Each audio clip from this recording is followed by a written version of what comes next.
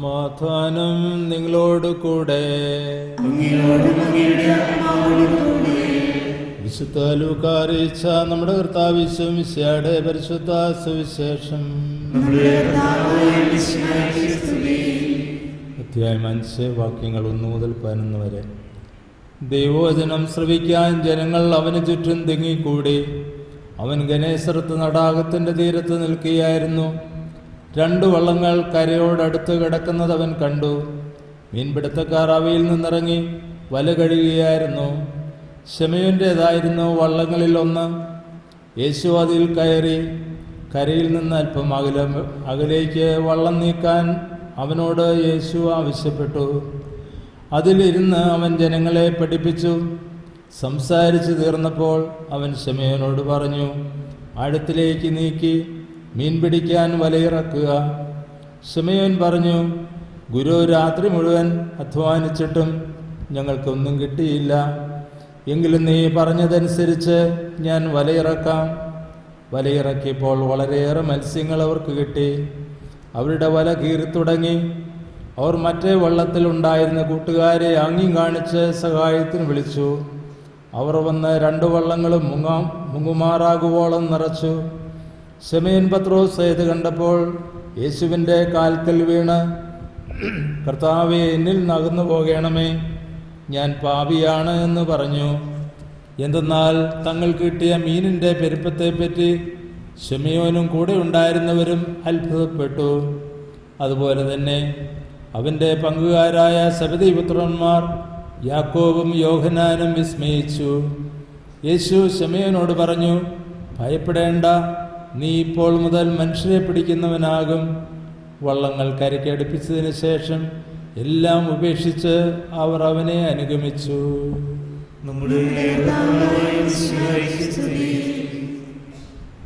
പ്രിയമുള്ളവരെ, നമ്മൾ വായിച്ചു കേട്ടത് ലൂക്കായുടെ സുവിശേഷം 5-ാം അധ്യായം 1 മുതൽ 11 വരെയുള്ള വാക്യങ്ങളാണ്. ഈ 11 വാക്യങ്ങളും വിപുലമായ വിശദീകരണം അറിയിക്കുന്നതാണ്. എങ്കിലും ചുരുക്കമായിട്ട് നമുക്ക് ഈ വചനങ്ങളിലേക്ക് ഒന്ന് തിരിയാം. അവിടെ ആദ്യമേ തന്നെ നമ്മൾ കാണുന്നത് ദൈവവചനം ശ്രവിക്കാൻ ജനങ്ങൾ തിങ്ങിക്കൂടുന്നതാണ്. ദാഹാർത്തരായ ആൾക്കാരാണ് അവിടെ കടന്നു വരുന്നത്. ദൈവവചനം കേൾക്കാനായിട്ട് വലിയ ആഗ്രഹത്തോടെ ദാഹത്തോടെ കടന്നു വരുന്നവർ. യേശു നോക്കിയപ്പോൾ അവിടുന്ന് ഗനേസറത്ത് തടാകത്തിൻ്റെ തീരത്ത് നിൽക്കുകയാണ്. ഏതാനും പേര് വല കഴുകിക്കൊണ്ടിരിക്കുന്നു. 2 വള്ളങ്ങൾ കരയിൽ കിടക്കുകയാണ്, കരയോട് അടുപ്പിച്ച് കിടക്കുകയാണ്. അപ്പോൾ ഈ ചുറ്റുപാടുകളെല്ലാം വീക്ഷിച്ച ശേഷം ഈശോ അവരോട് പറയുകയാണ്, ഈ വള്ളം, പ്രത്യേകിച്ച് ഒരു വള്ളം ശമയോൻ പത്രോസിൻ്റേതായിരുന്നു എന്നെടുത്ത് പറയുന്നുണ്ട്, ആ വള്ളം അല്പം കൂടി വെള്ളത്തിലേക്ക് നീക്കിയിടാൻ ആവശ്യപ്പെടുകയാണ്. അതിനുമുമ്പ് തന്നെ നമ്മൾ കാണുന്നുണ്ട്, അവർ മീൻപിടുത്തം എല്ലാം കഴിഞ്ഞ് വല കഴുകിക്കൊണ്ടിരിക്കുകയാണ്. ഓരോന്നിനും വളരെ പ്രതീകാത്മകമായ ആഴമായ അർത്ഥമുണ്ട്. അവർ വല കഴുകിക്കൊണ്ടിരിക്കണം. ഓരോ ദിവസവും മീൻ പിടിച്ച ശേഷം വല കഴുകുക മീൻ പിടിക്കുന്നവരുടെ ഒരു പതിവാണ്. വെള്ളത്തിൽ ആണ് വല ഉപയോഗിക്കുന്നതെങ്കിലും വീണ്ടും വല നന്നായിട്ട് കഴുകി ചെളിയും ചപ്പും ചവറും എല്ലാം എടുത്ത് മാറ്റുകയാണ്. ഇവിടെ നമ്മൾ ചിന്തിക്കേണ്ടത് ഈ വലയും വള്ളവും ഒക്കെ നമ്മൾ തന്നെയാണ്. ഈ വല കഴുകുന്നത് നമ്മളല്ല എന്നുള്ളതാണ്. ഇത് വിശുദ്ധീകരണത്തെ സൂചിപ്പിക്കുന്നതാണ്. ഇവിടെ കഴുകുന്നത് ദൈവമാണ്, ഈശോയാണ് നമ്മുടെ ജീവിതമാകുന്ന വല കഴുകുന്നത്. അതുകൊണ്ടാണ് ഈശോ പറഞ്ഞത് യോഹന്നാൻ്റെ സുവിശേഷം 13:8, ഞാൻ നിന്നെ കഴുകുന്നില്ലെങ്കിൽ നിനക്ക് എന്നോടുകൂടി പങ്കില്ല. പത്രോസിനോട് ഈശോ പറയുകയുണ്ടായി. അപ്പോൾ ഈശോയാണ് നമ്മുടെ ജീവിതമാകുന്ന വല നിരന്തരം കഴുകേണ്ടത്. കഴുകാൻ നാം അനുവദിച്ചാൽ മതി, നമ്മൾ വിട്ടുകൊടുത്താൽ മതി. ആ ഒരു കാഴ്ചപ്പാടാണ് നമുക്ക് ഈ ധ്യാനത്തിലൂടെ തന്നെ കിട്ടുന്നത്. അതുകൊണ്ടാണ് റോമ 12:2 പറയുന്നത്, നിങ്ങൾ ഈ ലോകത്തിന് അനുരൂപരാകരുത്, മറിച്ച് മനസ്സിൻ്റെ നവീകരണം വഴി രൂപാന്തരപ്പെടുക. അപ്പം നിരന്തരമുള്ള രൂപാന്തരീകരണത്തെക്കുറിച്ചാണ് തിരുവചനം കൂടെ കൂടെ നമ്മോട് പറയുന്നത്. ഇപ്പം ഇവിടെ പറയുകയാണ്, വള്ളങ്ങളിലൊന്ന് വെള്ളത്തിലേക്ക് നീക്കിയിടാൻ പറയുക. വള്ളം കിടക്കേണ്ടത് വെള്ളത്തിലാണ്, അല്ലാതെ വെള്ളം വള്ളത്തിൽ കിടക്കാൻ പാടില്ല. അപ്പോൾ ഈശോ ശമയോൻ പത്രോസിൻ്റെ വള്ളം നീക്കിയിടാൻ പറയുന്നത് തന്നെ അർത്ഥവത്താണ്. കരയെന്ന് പറയുന്നത് ലോകത്തോട് സദൃശ്യപ്പെടുത്താൻ, ലോകത്തിൻ്റെ ഒരു പ്രതീകമാണ്. ഈശോയുടെ ശിഷ്യന്മാർ ആകാൻ ആഗ്രഹിക്കുന്നവർ ലോകമാകുന്ന കരയിൽ പറ്റിപ്പിടിച്ചിരിക്കരുത്, വെള്ളത്തിലായിരിക്കണം. വള്ളം വെള്ളത്തിൽ കിടക്കുന്ന പോലെ വെള്ളത്തിലായിരിക്കണം, ജലാശയത്തിലായിരിക്കണം, സമൃദ്ധിയുടെ ജലാശയത്തിലേക്ക്, ആത്മീയ സമൃദ്ധിയുടെ ജലാശയത്തിലേക്ക് ആയിരിക്കണം. അതുകൊണ്ടാണല്ലോ യെശയ്യാ 55:1 പറയുന്നത്, ദാഹാർത്തരെ നിങ്ങൾ ജലാശയത്തിലേക്ക് വരിക. നമ്മൾ അരൂപിയുടെ ആത്മാവിൻ്റെ ജലാശയത്തിൽ വ്യാപരിക്കേണ്ടതാണ്. അതുകൊണ്ട് വെള്ളത്തിലേക്ക് വള്ളം നീക്കിയിടാനായിട്ട് ഈശോ ആവശ്യപ്പെടുകയാണ്. എന്നിട്ട് ഈശോ എന്താണ് ചെയ്യുന്നത്? ആ വള്ളത്തിൽ കയറി ഇരുന്ന് അവരെ പഠിപ്പിക്കാൻ തുടങ്ങിയാണ്. വള്ളം ഒരു സ്റ്റേജ് ആകുകയാണ്. പത്രോസിൻ്റെ വള്ളം ഒരു സ്റ്റേജ് ആകുകയാണ് എന്ന് പറഞ്ഞാൽ, നമ്മളൊക്കെ ദൈവത്തിൻ്റെ പ്രവർത്തനത്തിന് ഈശോയുടെ പ്രഘോഷണത്തിന് വേദിയാകേണ്ടവരാണ്, ഉപകരണങ്ങളാകേണ്ടവരാണ്. പത്രോസ് തൻ്റെ വള്ളം അതിനായിട്ട് വിട്ടുകൊടുത്തതുകൊണ്ടാണ് അത് സാധിച്ചത്. പത്രോസിന് വേണമെങ്കിൽ പറയാം, എൻ്റെ വള്ളം അവിടെ കിടന്നോട്ടെ, കാരണം പത്രോസിനെ വിളിച്ചിട്ടൊന്നുമില്ല, ഇത് വിളിയുടെ ആരംഭമാണ്, ശിഷ്യനായിട്ടൊന്നുമില്ല. അപ്പോൾ വള്ളം നീക്കിയിടാൻ പറയുമ്പോൾ എൻ്റെ വള്ളമൊന്നും അവിടെ കിടന്നോട്ടെ, അത് ഞാനാണ് തീരുമാനിക്കേണ്ടതെന്ന് പറയാമായിരുന്നു. പക്ഷേ പത്രോസ് അക്ഷരം പ്രതി അനുസരിക്കുകയാണ്, വള്ളം നീക്കിയിട്ട് കൊടുക്കുന്നു. അങ്ങനെ ഒരു സ്റ്റേജായി, വള്ളം ഒരു സ്റ്റേജായിട്ട് ആ വേദിയിൽ നിന്നുകൊണ്ടാണ് ഈശോ പ്രസംഗിക്കുന്നത് എന്ന് നമുക്ക് കാണാൻ കഴിയും. അങ്ങനെ ഈശോ പ്രഘോഷമെല്ലാം നടത്തി വചനമെല്ലാം പറഞ്ഞതിന് ശേഷമാണ് പത്രോസിനോട് പറയുന്നത്, നീ ആഴത്തിലേക്ക് വലയിറക്കുക. ദൈവവചനം കേട്ട് ദൈവവചനം സ്വീകരിച്ചെങ്കിൽ മാത്രമേ ആഴത്തിലേക്ക് നമുക്ക് നീങ്ങാൻ സാധിക്കുകയുള്ളൂ. അതുവരെ നമ്മൾ ഉപരിപ്ലവമായിട്ടാണ് ജീവിക്കുന്നത്. നമുക്കറിയാം, നമ്മുടെ നവീകരണ ജീവിതമൊക്കെ നമ്മൾ നവീകരണ അനുഭവത്തിൽ വന്ന് വചനമെല്ലാം പഠിച്ച് വചനാനുസൃതം ജീവിക്കാൻ തുടങ്ങുമ്പോഴാണ് ജീവിതത്തിന് ആഴമുണ്ടാകുന്നത്. എങ്കിലും ഇതുവരെയുള്ള നമ്മുടെ ജീവിതത്തിന് ആഴം പോരാഞ്ഞിട്ടാണ് നമ്മളോട് ഒന്നുകൂടി ആഴമേറിയ ഒരു ധ്യാനാനുഭവത്തിലേക്ക് കടന്നു വന്നിരിക്കുന്നത്. അപ്പോൾ നമ്മൾ ഉപരിപ്ലവമായിട്ട് വെറുതെ കഷ്ടിപിഷ്ടി ജീവിച്ചു പോകേണ്ടവരല്ല, ആഴത്തിൽ വലയിറക്കേണ്ടവരാണ്. ആഴമായ ജീവിതം, ആഴമായ ആത്മീയത, ആഴമായ ദൈവമനുഷ്യ ബന്ധം, ദൈവമായിട്ട് ഗാഢബന്ധം, ഇൻറ്റിമസി പാലിക്കേണ്ടവരാണ്. അതാണ് സൂചിപ്പിക്കുന്നത്. അപ്പോൾ ആഴത്തിലേക്ക് നീക്കി വലയിടാൻ പറഞ്ഞപ്പോൾ പത്രോസ് എന്താണ് പറയുന്നത്? ശമയോൻ പറഞ്ഞു, ഗുരു, രാത്രി മുഴുവൻ ഞങ്ങൾ അധ്വാനിച്ചു, പക്ഷെ ഒന്നും കിട്ടിയില്ല. വളരെ വിദഗ്ധനായ മീൻപിടുത്തക്കാരനായ പത്രോസ് പറയാണ്, രാത്രി മുഴുവൻ അധ്വാനിച്ചു, പക്ഷെ ഒന്നും കിട്ടിയില്ല. രാത്രി എന്ന് പറയുന്നത് ഈശോ കൂടാതെ, ഈശോ ഇല്ലാത്ത അവസ്ഥയാണ്. ഈശോയുടെ പ്രവർത്തനം നമ്മുടെ ജീവിതത്തിൽ നടക്കാത്ത അവസരമെല്ലാം രാത്രിയാണ്. ഒരുപക്ഷെ കഴിഞ്ഞ നമ്മുടെ ജീവിതം പുറകോട്ട് തിരിഞ്ഞ് നോക്കുമ്പോൾ ഒത്തിരി രാത്രികളാണ് കാണുന്നത്. നമുക്കറിയാം, യൂദാസ് ഈശോയെ ഒറ്റിക്കൊടുക്കുന്ന ആ സാഹചര്യത്തെക്കുറിച്ച് വായിക്കുമ്പോൾ, അവൻ കുർബാന സ്വീകരിച്ച ശേഷം, അപ്പക്കഷണം സ്വീകരിച്ച ശേഷം പുറത്തേക്ക് പോയി. അപ്പോൾ യോഹന്നാൻ വളരെ ശ്രദ്ധേയമായിട്ട് എടുത്തു പറയുന്നുണ്ട്, അപ്പോൾ രാത്രിയായിരുന്നു. യോഹന്നാൻ്റെ സുവിശേഷം 13:30 പറയുന്നുണ്ട്, അപ്പോൾ രാത്രിയായിരുന്നു. അപ്പോൾ രാത്രിയായിരുന്നുള്ള സാഹചര്യത്തിൽ നിന്ന് എല്ലാവർക്കും അറിയാം. എങ്കിലും യോഹന്നാൻ ഒന്നുകൂടി എടുത്തു പറയുകയാണ്, അപ്പോൾ രാത്രിയായിരുന്നു എന്ന് പറഞ്ഞാൽ, പുറത്തുള്ള രാത്രിയേക്കാൾ വലിയ രാത്രി യൂദാസിൻ്റെ ഉള്ളിലുള്ള രാത്രിയായിരുന്നു. തിന്മയുടെ അന്ധകാരമായിരുന്നു ഏറ്റവും പ്രബലമായിരുന്നതെന്ന് സൂചിപ്പിക്കാനാണ് പറയുന്നത്. അപ്പോൾ രാത്രിയായിരുന്നു. ഇപ്പോൾ രാത്രി എന്ന് പറയുന്നത് തിന്മയുടെ കാലഘട്ടത്തെ, ദൈവത്തിൻ്റെ സാന്നിധ്യമില്ലാത്ത, അഭിഷേകമില്ലാത്ത ആ സാഹചര്യത്തെ സൂചിപ്പിക്കുന്നതാണ്. അതുകൊണ്ടാണ് ദൈവമില്ലാതെ, ദൈവത്തോട് കൂടെയല്ലാതെ നമ്മൾ നടന്നിട്ടുണ്ടെങ്കിൽ, അധ്വാനിച്ചിട്ടുണ്ടെങ്കിൽ നമ്മുടെ അധ്വാനം എല്ലാം പരാജയത്തിലായിരുന്നു. വേണ്ടത്ര ഫലം പുറപ്പെടുവിക്കാൻ കഴിഞ്ഞിട്ടില്ല. അതുകൊണ്ട് രാത്രികാലത്തുള്ള നമ്മുടെ സഞ്ചാരം, ജീവിതം ഒരിക്കലും ഫലം പുറപ്പെടുവിക്കുന്നതല്ല. അതുകൊണ്ട് നമ്മൾ നമ്മുടെ ജീവിതത്തിലേക്ക് നോക്കുമ്പോൾ പല സാഹചര്യങ്ങളും രാത്രി പോലെയായിരുന്നു. കാരണം ദൈവത്തോടൊപ്പമല്ല നമ്മൾ സഞ്ചരിച്ചിരുന്നത്. പ്രത്യേകിച്ച് പാപത്തിൻ്റെ ജീവിതം, പാപ സാഹചര്യങ്ങളിലൂടെ കടന്നിരുന്ന കാലഘട്ടമൊക്കെ രാത്രിയുടെ ജീവിതമായിരുന്നു. അതുകൊണ്ട് തന്നെ നമുക്കൊന്നും കിട്ടിയില്ല. നമ്മൾ പുറകോട്ട് നോക്കുമ്പോൾ ചില കാലഘട്ടങ്ങളും ചില സമയവും ഒക്കെ അല്ലെങ്കിൽ കഴിഞ്ഞ ജീവിതമൊക്കെ നമ്മളൊന്നും നേടിയില്ല, ഒരു ഫലവും പുറപ്പെടുവിക്കാൻ കഴിഞ്ഞില്ല എന്നൊരു തോന്നലുണ്ടാകുന്നുണ്ടെങ്കിൽ അതൊരു പക്ഷേ ഈ ദൈവസാന്നിധ്യം കുറഞ്ഞ, അഭിഷേകമില്ലാത്ത ദിനങ്ങളും വർഷങ്ങളും ഒക്കെ ആയിരുന്നു എന്ന് നമുക്ക് തിരിച്ചറിയാൻ കഴിയും. ഏതായാലും ശമയോൻ തുടർന്ന് പറയുകയാണ്, എങ്കിലും നീ പറഞ്ഞതനുസരിച്ച് ഞാൻ വലയിടാം. വചനത്തിൻ്റെ മേൽ പ്രവർത്തിക്കുകയാണ്. വചനം അനുസരിച്ച് പ്രവർത്തിക്കാൻ തയ്യാറാണ്. നീ പറഞ്ഞതനുസരിച്ച്, വചനം കേട്ട് അനുസരിച്ച് ഞാൻ വലയിടാം.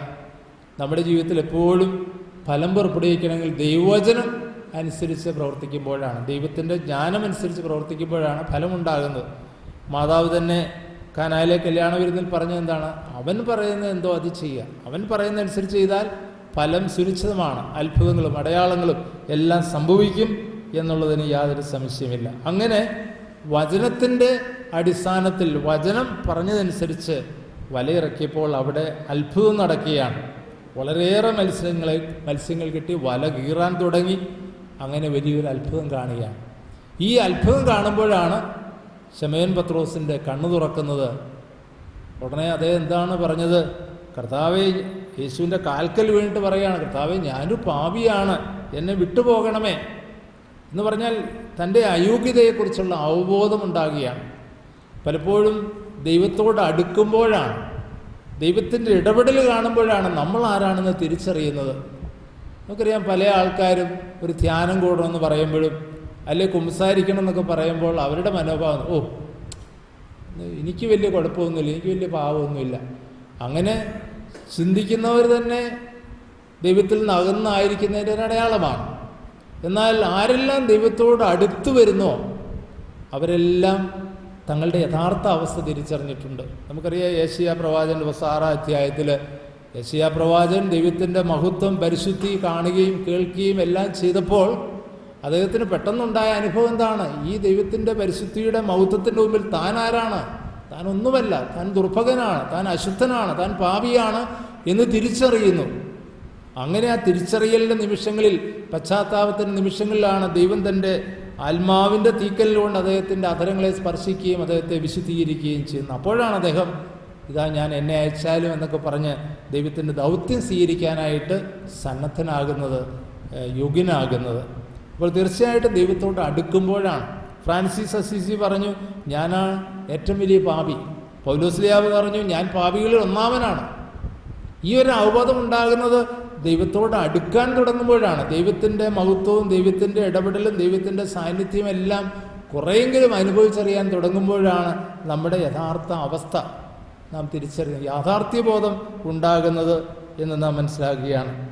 അതുപോലെ തന്നെ ഇവിടെ നമ്മൾ കാണുകയാണ്, ഈ അത്ഭുതകരമായ ഇടപെടൽ ഒക്കെ കാണുമ്പോൾ ശമയോൻ പത്രോസും അതുപോലെ തന്നെ യാക്കോബും യോഹന്നാനും ഒക്കെ വിസ്മയിക്കുകയാണ്. 2 വാക്ക് അവിടെ ഉപയോഗിച്ചിട്ട് അവർ അത്ഭുതപ്പെട്ടു, വിസ്മയിച്ചു. ദൈവത്തിൻ്റെ ഇടപെടൽ കാണുമ്പോൾ വിസ്മയിക്കുക. എനിക്ക് തോന്നുന്നത് നമുക്ക് എല്ലാവർക്കും ഉണ്ടായിരിക്കേണ്ട ഒരു വലിയ കഴിവ് ഇത് വിസ്മയിക്കുക എന്നുള്ളതാണ്. അത്ഭുതപ്പെടാനുള്ള കഴിവ്. ഒരു കൊച്ചുകുട്ടിയുടെ പ്രത്യേകത എന്താണ്? ഈശോ പറഞ്ഞു, നിങ്ങൾ ശിശുവിനെ പോലെ ആകണമെന്ന് പറഞ്ഞപ്പോൾ ഈശോ ഉദ്ദേശിച്ച ഒരു കാര്യം ഇതാണ്. ശിശുവിൻ്റെ പ്രത്യേകതകളും മറ്റെല്ലാം നമുക്കറിയാം. പക്ഷേ ഒരു കാര്യം, ശിശുവിന് അത്ഭുതപ്പെടാനുള്ളൊരു കഴിവുണ്ട്. നമുക്കറിയാം, ഒരു കൊച്ചുകുട്ടിയെ നമ്മൾ പെരുന്നാൾ സ്ഥലത്തോ അല്ലെങ്കിൽ പുറത്തോ എവിടെയെങ്കിലും ഒന്ന് കൊണ്ടുപോവുക, ഒരു മാർക്കറ്റിലോ മാർക്കറ്റിംഗ് കോംപ്ലക്സിലോ എവിടെയെങ്കിലും കൊണ്ടുപോവുക. കൊച്ചുകുട്ടി എന്താണ്? എല്ലാം കണ്ണു മിഴിച്ച് നോക്കി നിൽക്കും. കുട്ടിക്കെല്ലാം അത്ഭുതമാണ്, എല്ലാം വിസ്മയത്തോടെ നോക്കി കാണും. പക്ഷേ ഈ കുട്ടി പ്രായമാകുന്നതോടെ എന്താ സംഭവിക്കുന്നത്? അത്ഭുതപ്പെടാനുള്ള കഴിവ് കുറഞ്ഞു. ഒരു 90 വയസ്സായ അപ്പാപ്പന് എന്തെങ്കിലും അത്ഭുതം തോന്നുന്നു? ഒന്നും അത്ഭുതം തോന്നിയില്ല. 90 വയസ്സായ അപ്പാപ്പനോട് നമ്മൾ ചോദിക്കുകയാണ്, പാപ്പ നമുക്കൊരു സർക്കസ് കാണാൻ പോകാം, ഒരു സിനിമ കാണാൻ പോകാൻ പറഞ്ഞാൽ, ഓ എനിക്കിനി ഒന്ന് കാണുകയും വേണ്ട കേൾക്കുകയും വേണ്ട, എങ്ങനെയും ഒന്ന് മരിച്ചാൽ മതി. അതാ ചിന്താഗതിയാണ്. എന്തെങ്കിലും കാണാനോ വിസ്മയിക്കാനോ അത്ഭുതപ്പെടാനുള്ള ആ കഴിവ് നഷ്ടപ്പെട്ടു പ്രായമാകുമ്പോൾ. പക്ഷേ ഈശോ പറയുന്നത് നമുക്ക് എന്നും ഉണ്ടായിരിക്കണം, പ്രായമായാലും വിസ്മയിക്കാനുള്ളൊരു കഴിവുണ്ടായിരിക്കണം. ഇവിടെ നമ്മൾ കാണുന്നത് പത്രോസും കൂടെ ഉണ്ടായിരുന്നവരും വിസ്മയിക്കുകയാണ്, അത്ഭുതപ്പെടുകയാണ്. നമുക്ക് ദൈവത്തെ സ്തുതിക്കണമെങ്കിൽ തന്നെ അത്ഭുതപ്പെടാൻ കഴിവുണ്ടാണ്. കന്യാമറിയം ദൈവത്തെ സ്തുതിക്കുന്നത് ദൈവം ചെയ്ത വലിയ കാര്യങ്ങൾ കണ്ടിട്ടാണ്. എൻ്റെ ആത്മാവ് കർത്താവിനെ മഹത്വപ്പെടുത്തുന്നത്, ശക്തനായ നിന്നിൽ വലിയ കാര്യങ്ങൾ ചെയ്തിരിക്കുന്നു. ഈ പ്രകൃതി കണ്ടിട്ട് സങ്കീർത്തനങ്ങൾ നമ്മൾ എന്താ കാണുന്നത്? 19ാമത്തെ സങ്കീർത്തനമൊക്കെ എന്താണ്? അത്ഭുതമാണ്. സങ്കീർത്തനൻ അത്ഭുതം കൂറിക്കൊണ്ടാണ് അതൊക്കെ ഏറ്റുപറയുന്നത്. ആകാശം ദൈവത്തിൻ്റെ കരവിരുത് പ്രഘോഷിക്കുന്നു, വാനവിധാനം അവിടുത്തെ മഹത്വം വെളിപ്പെടുത്തുന്നു എന്നെല്ലാം പറഞ്ഞ് അത്ഭുതപ്പെടുകയാണ്. നമുക്കറിയാം, ഉണ്ണീശോയെ കാണാൻ പോയ ആട്ടിടയന്മാർ അത്ഭുതപ്പെട്ടുകൊണ്ട് ദൈവത്തെ സ്തുതിച്ചുകൊണ്ട് പോയെന്നാവില്ല. അപ്പോൾ അത്ഭുതപ്പെടുന്നവർക്കേ ദൈവത്തെ സ്തുതിക്കാനും സാധിക്കുള്ളൂ. ദൈവം ചെയ്യുന്ന വലിയ കാര്യങ്ങൾ തിരിച്ചറിഞ്ഞ്, അല്ലെങ്കിൽ നമ്മുടെ ചുറ്റിനും ഈ പ്രപഞ്ചത്തിലും ഒക്കെ കാണുന്ന ദൈവത്തിൻ്റെ മഹത്വവും ഇടപെടലും എല്ലാം കണ്ട് നമുക്ക് വിസ്മയിക്കാൻ കഴിയുന്നെങ്കിൽ മാത്രമേ നമ്മൾ ശിശുക്കളെ പോലെ ആകുള്ളൂ എന്നെനിക്ക്. ഇവിടെ അവർ വിസ്മയിക്കുകയാണ് എല്ലാം കണ്ടിട്ട്. എന്നിട്ട് നമ്മൾ അവസാനമായിട്ട് കാണുന്നത് എന്താണ്? യേശു അവസാനം ഇതെല്ലാം കണ്ടു കഴിഞ്ഞിട്ട് പറയുകയാണ്, ഭയപ്പെടേണ്ട, ഇനി ഞാൻ നിങ്ങളെ മനുഷ്യരെ പിടിക്കുന്നവരാക്കാം ഇന്നു മുതൽ. ഇതെല്ലാം അതിനുവേണ്ടിയുള്ള ഒരുക്കമായിരുന്നു. മനുഷ്യരെ പിടിക്കുന്നത്, നിങ്ങൾ മീൻ പിടിച്ച് നടക്കേണ്ടവരല്ല. നമ്മളോട് ഇത് തന്നെയാണ് ഈശോ പറയുന്നത്. നിങ്ങളിങ്ങനെ ലോകത്തിൻ്റെ കാര്യങ്ങളിൽ പെട്ടിങ്ങനെ കുടുംബവും ഒക്കെ ആയിട്ട് മാത്രം കഴിഞ്ഞാൽ പോരാ. നിങ്ങൾ മനുഷ്യരെ പിടിക്കുന്നവരാണ്, സ്വർഗരാജ്യത്തിന് വേണ്ടി മനുഷ്യരെ പിടിക്കുന്നവരാകണം, സ്വർഗരാജ്യത്തിലേക്ക് മനുഷ്യരെ എത്തിക്കുന്നവരാകണം. നിത്യതയുടെ തീരത്തേക്ക് ആളുകളെ സഭയാകുന്ന ബോട്ടിലൂടെ ഇങ്ങനെ എപ്പോഴും ഇങ്ങനെ കടത്തിക്കൊണ്ടിരിക്കുന്നവരായിരിക്കണം. അങ്ങനെയുള്ള വള്ളം കടത്തുകാരാകണം നമ്മൾ. എന്ന് പറഞ്ഞാൽ നമ്മൾ സുവിശേഷ പ്രഘോഷകരായി, പ്രഘോഷണം നടത്തുന്നവരായി, ജീവിതത്തിലൂടെ, പ്രവർത്തനങ്ങളിലൂടെ, പ്രാർത്ഥനയിലൂടെ ഒക്കെ മിഷണറിമാരായി മാറണം, സുവിശേഷം പ്രഘോഷിക്കുന്നവരായി മാറണം എന്നുള്ളതാണ്. മനുഷ്യരെ പിടിക്കുന്നവരാകണം, എങ്കിലേ നമ്മുടെ ജീവിതത്തിന് അർത്ഥമുള്ളൂ. നമ്മുടെ ജീവിതത്തിൻ്റെ വിവിധങ്ങളായ പശ്ചാത്തലത്തിൽ നമ്മളായിരിക്കുന്ന ജീവിത അവസ്ഥകളിൽ നിന്നുകൊണ്ട് നമുക്ക് എത്രയോ കാര്യങ്ങൾ ചെയ്യാൻ സാധിക്കും. ഞാൻ ഓർക്കുകയാണ്, ഇവിടെ ഒരു FCC ഇപ്പോൾ പ്രായമായി, ഇപ്പോൾ 85 വയസ്സായെന്ന് തോന്നുന്നു. ആ സിസ്റ്റർ ഈ അടുത്ത നാളിൽ വരെ എത്രയോ ആളുകളെ, സിസ്റ്ററിൻ്റെ ഒറ്റ ആളിൻ്റെ ശ്രമം കൊണ്ട് ഈ കോളനികളിലൊക്കെയുള്ള ആൾക്കാർ, അതുപോലെ തന്നെ വിവാഹം കഴിക്കാതെ കൂടി താമസിക്കുന്ന ആൾക്കാർ, അവരെല്ലാം മുരിങ്ങൂര് ഈ ട്രാൻസ്പോർട്ട് ബസ് പ്രത്യേകം അറേഞ്ച് ചെയ്ത് എല്ലാ ആഴ്ചയിലും ആളുകളെ കൊണ്ടുപോയി ധ്യാനിപ്പിക്കുക, അവരുടെ തകർന്ന വിവാഹ ബന്ധങ്ങൾ ശരിയാക്കുക, വിശുദ്ധിയിലേക്ക്, നവീകരണത്തിലേക്ക് അവരെ കൊണ്ടുവരിക. ഇങ്ങനെ വേണ്ടി അനേക 1000 ആൾക്കാരെ ഈ സിസ്റ്ററിൻ്റെ ഒറ്റ ആളിൻ്റെ ശ്രമം കൊണ്ട് നടത്തിയിട്ടുണ്ട്. അപ്പോൾ ഒരു സിസ്റ്ററിന് തന്നെ ഇത്രയൊക്കെ കാര്യങ്ങൾ ചെയ്യാമെങ്കിൽ ബാക്കി നമുക്കെല്ലാവർക്കും ഏതെല്ലാം രീതിയിൽ പ്രവർത്തിക്കാൻ സാധിക്കും. അതിനു വേണ്ടിയിട്ടാണ് നമ്മൾ വിളിക്കപ്പെട്ടിരിക്കുന്നത്. ഞാൻ കുറിഞ്ഞി എന്ന് പറയുന്ന ഒരു ഇടവകയിൽ ഒരു 5-8 മാസം ഇരുന്നു. അവിടെ ഒരു സ്ത്രീ ഉണ്ടായിരുന്നു. ഒരു 5ാം ക്ലാസ് വരെ പഠിച്ച ഒരു ഈഴവ സ്ത്രീയാണ്. അവരുടെ ഭർത്താവ് ഭയങ്കര കുടിയനുമൊക്കെയാണ്, ഒത്തിരി പീഡനം സഹിച്ച് ജീവിച്ച വ്യക്തിയാണ്. ഒരു കുട്ടിയേ ഉള്ളൂ. ആത്മഹത്യയെക്കുറിച്ച് പോലും ചിന്തിച്ചിരുന്നതാണ്. അങ്ങനെ ഇരിക്കെ ഏതാനും ചെറുപ്പക്കാർ ഇവരുടെ ഭർത്താവിനെ നമുക്കൊരു വിനോദയാത്രയ്ക്ക് പോകാമെന്നും പറഞ്ഞ് കൂട്ടിക്കൊണ്ടുപോയി മുരിങ്ങൂര് കൊണ്ടേ എത്തിച്ചു. അയാൾ ധ്യാനിച്ചു, അയാൾ മാനസാന്തരപ്പെട്ടു. അയാൾ തിരിച്ചു വന്ന് ഭാര്യയും ധ്യാനത്തിന് കൊണ്ടുപോയി.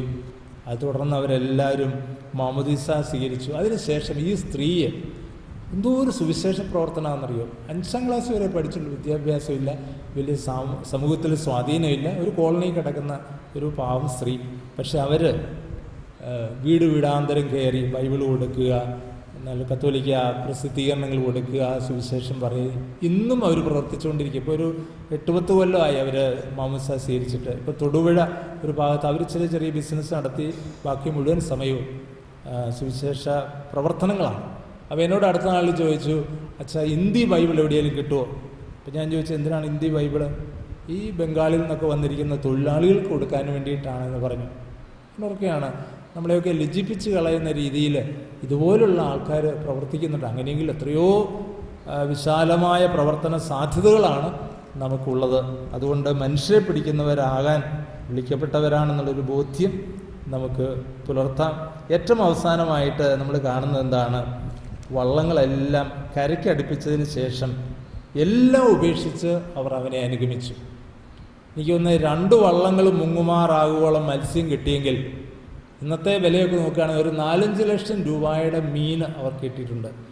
സാധാരണയുള്ള ഒരു മാനുഷികമായ ചിന്താഗതി അനുസരിച്ചാണെങ്കിൽ പത്രോസ് പറയുന്നത് തന്നെ, ഈശോയെ ഞാൻ ഈ മീനൊക്കെ ഒന്ന് വിറ്റ് അല്പം ഫിക്സഡ് ഡിപ്പോസിറ്റായിട്ട് ഈ തുക കൊണ്ട് ബാങ്കിലിട്ട് കുടുംബം കലർന്നോളുമല്ലോ, വീട്ടിൽ പിന്നെ ഒരു പ്രശ്നവുമില്ല, വീട്ടുകാരതുകൊണ്ട് ജീവിച്ചോളൂ, എന്നിട്ട് ഞാൻ വന്നങ്ങ് അനുഗമിച്ചോളാം എന്ന് പറയാം. ഇന്നത്തെ ചിന്താഗതിയൊക്കെ അനുസരിച്ചാണെങ്കിൽ വീട്ടിനൊരു സെക്യൂരിറ്റി ആയല്ലോ, ഒരു ഫിനാൻഷ്യൽ സെക്യൂരിറ്റി എന്ന് പറയാവുന്നതാണ്.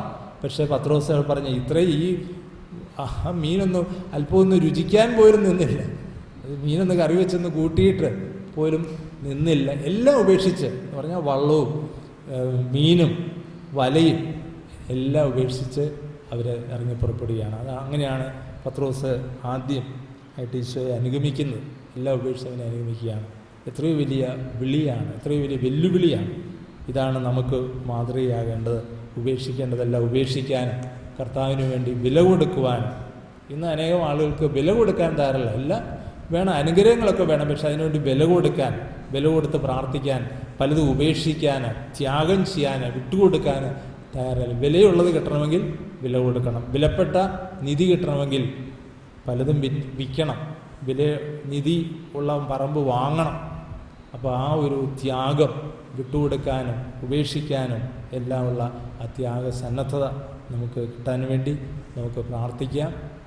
ദൈവത്തിൻ്റെ വചനം അനുസരിച്ച് ജീവിക്കാനും അതുപോലെ തന്നെ ആ വചനം മറ്റുള്ളവർക്ക് കൊടുക്കാനും ദൈവത്തെ കൊടുക്കാനുമുള്ള ഒരു തീഷ്ണത, ഒരു വലിയ പുതിയൊരു കാഴ്ചപ്പാട്, പുതിയൊരു അഭിഷേകം നമുക്ക് ഈ ധ്യാനത്തിലൂടെ ലഭിക്കാനായിട്ട് തുടർന്ന് നമുക്ക് പ്രാർത്ഥിക്കാം.